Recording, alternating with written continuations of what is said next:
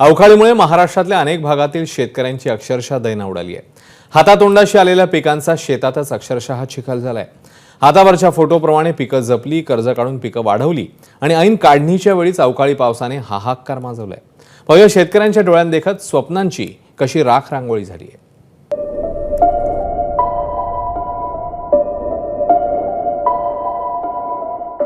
सरकार मायबाप तुम्ही जर नाही आम्हाला लवकरात लवकर तात्काळ मदत जाहीर केली तर आम्ही तुमच्या निवडणुकीवर उद्या तुम्ही आमच्या दारात आले तर आम्ही तुम्हाला हाकलून लावू।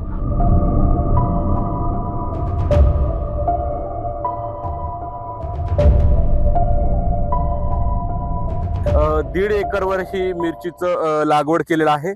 वरून जरी हे मिरची झाडं हिरवी दिसत असतील तरी गारांचा मार लागल्यामुळं, गारांच्या फटक्यामुळं या मिरच्यांचं किती नुकसान झालं आहे, नुकसानीची ही दाहकता आपण बघू शकता।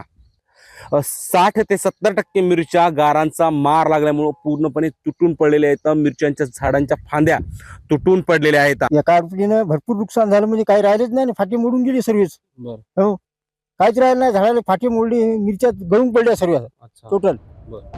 आता सध्या 2 लाखाचं नुकसान आहे।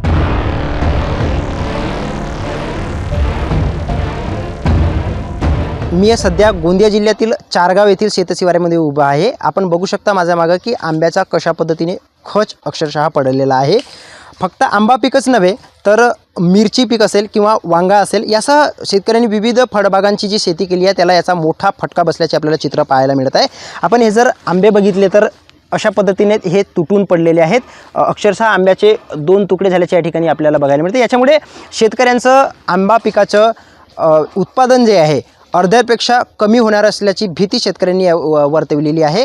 त्यामुळे आता शासनाच्या वतीने नुकसानग्रस्त शेतकऱ्यांना तातडीने पंचनामा करून मदत देण्यात यावी अशी मागणी शेतकरी वर्गाकडून होत आहे।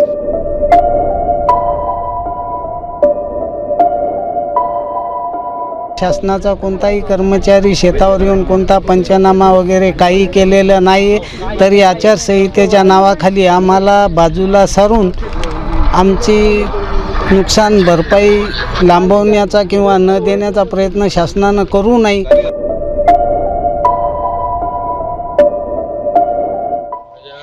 याचं आता हे तुम्ही पाहतच आहे, एवढे पूर्ण 1500 झाडामधले 50ही झाडं उभे नाही आणि पूर्ण माल खराब झाला। काही पिकलेल्या पपई जे होत्या त्या पूर्ण फुटून माती झाली। त्याच्यात 3 लाख रुपये खर्च आला जवळपास।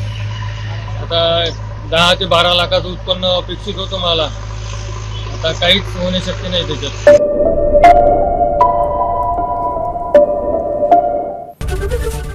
एबीपी माझा, उघडा डोळे बघा नीट।